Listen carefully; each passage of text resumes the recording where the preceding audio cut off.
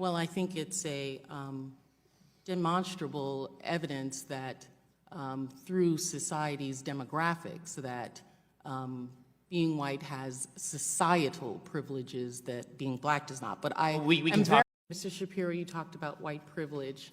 And just this week, I had a conversation with Rachel Lazar, who's done some work, a Jewish American woman who's done some work on this area, as well as having extensive conversations with Dr. Greg Parks of Wake Forest University, who's also talked quite a bit about critical race theory. And it's my understanding that white privilege is not telling individuals that they cannot speak, but it is a term for societal privilege that individuals have as a benefit of their white skin. And I don't think that, and I think universities would be remiss to then say that because you're white, you're not allowed to say anything that's critical of white people. I didn't know that white privilege actually went into that sphere. My understanding is it's just, and the issue is that white privilege makes people uncomfortable to talk about the societal privilege that they have. Well, to me, what I say on campuses all the time is if you want to cite instances of racism that we can all find and fight together, that's something that I'm more than willing to stand next to you and fight, because that's obviously stuff that we should fight together. But when you just say that there is a white privilege out there in the ether and that by dint of birth your skin color generates for you an advantage, what you're really saying to people is that your view is less valuable because you have not experienced what I've experienced. And that is an identity argument, that's a character argument, that's not a rational political argument that can actually be taken on in any way. It's more of a cudgel and a club than it is an attempt to open a discussion. Well, I think it's a demonstrable evidence that through society's demographics that being white has societal privileges that being black does not. But we can talk about how that manifests, because that's I'm also interested in what you just said now, is that you would stand next to anyone who has this. So, Mr. Shapiro, my question to you is, for Ms. Dunston, the tying the noose around the campus and writing messages that target African-American young students, would you consider that hate speech, and then would you stand next to her and fight for her? As I say, I would. This is the first I'm hearing about it, honestly. But really, yeah. But from hearing about it, maybe because it's local. I mean, I'm from LA. But in any case, I'm more than happy to stand alongside her and fight whatever group was responsible for this. Not only more than happy. I mean, you're talking about the alt-right. Again, I was the #1 target of anti-Semitic harassment from the alt-right last year. So I'm more than happy to do all that. And I think there's one more distinction that has to be made. When we talk about cases like Taylor's, they're horrific, and the administration is siding with Taylor. Okay, the administration is doing the right thing by Taylor, or trying to do the right thing by Taylor, as they should be. And I think that we need to make a distinction between cases where the administration is actively participating in the suppression of speech and cases in which the administration is trying to do the right thing in order to punish people for application of crime. All right, folks, I just watched that clip and wow, you can feel the tension in that room. A back and forth about white privilege, critical race theory, hate speech, campus incidents, and at the center of it, Ben Shapiro standing his ground. Before I get into this, welcome back to Voice of Truth. If you're new here, this is the channel where we cut through the noise, break down what the mainstream media won't tell you, and speak plainly about what's really happening in this country. Go ahead and hit that subscribe button, like this video, and drop a comment below, because your voice matters here. We're building a community of people who still believe in common sense, free speech, and equal justice under the law. Now let's talk about what we just saw. The exchange starts with a congresswoman laying out the academic definition of white privilege. She references scholars like Dr. Greg Parks and frames it as a societal advantage, not about silencing white people, not about banning speech, but about acknowledging systemic benefits tied to race.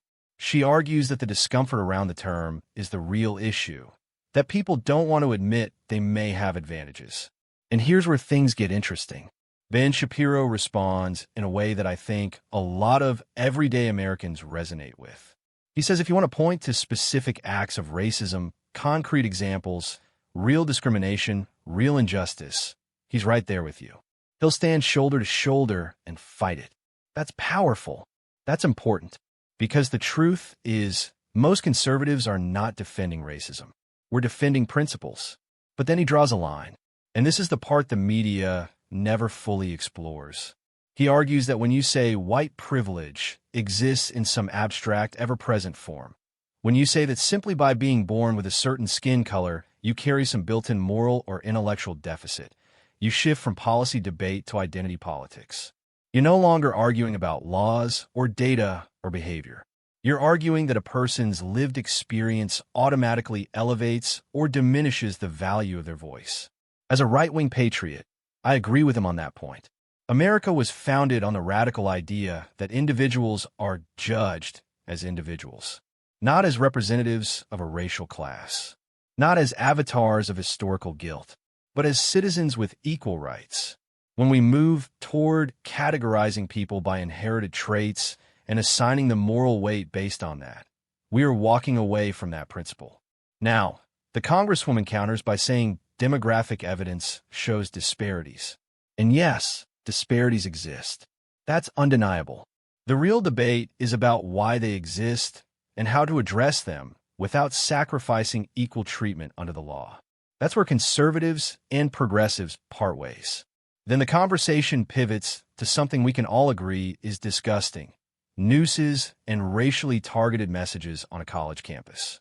And here's what matters. Shapiro doesn't dodge it. He doesn't downplay it. He says he'd absolutely stand against that. He calls it horrific. He even mentions that he himself was a major target of harassment from the alt-right. That's an important reminder. The radical fringes don't represent the conservative movement. They never have. Patriotism is not racism. Loving your country is not hating someone else. But he also makes a crucial distinction at the end, and this is where the free speech conversation comes in. There's a difference between a university punishing criminal behavior or threats and a university suppressing speech it simply disagrees with. That line matters. If administrators are stopping crimes, good. If they're policing opinions, that's a problem. As a right-wing patriot, here's my take. We should absolutely condemn racism wherever it appears. No ambiguity. No hesitation. If someone ties a noose, makes threats, or targets students because of their race, that's wrong. Full stop. But we should also reject the idea that the path forward is collective guilt or racialized moral hierarchies.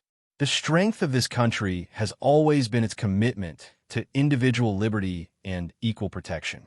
When we replace that with ideological frameworks that divide Americans into oppressor and oppressed categories based solely on race, we don't heal wounds, we deepen them. We can fight racism without embracing doctrines that redefine equality as group-based power balancing.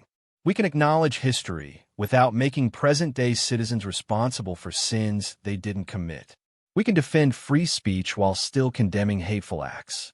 That's not extreme. That's balanced. That's constitutional. And here's the thing the mainstream narrative misses. Most Americans, regardless of race, want fairness. They want opportunity. They want safety. They want their kids to be treated with dignity. They don't want to be told they're inherently privileged villains or permanently oppressed victims. We should be building a culture where debate is encouraged, where ideas compete openly, and where no one's voice is dismissed because of their skin color. The answer to past discrimination cannot be new forms of discrimination. The answer to division cannot be more division. So after watching that clip, I see two conversations happening at once.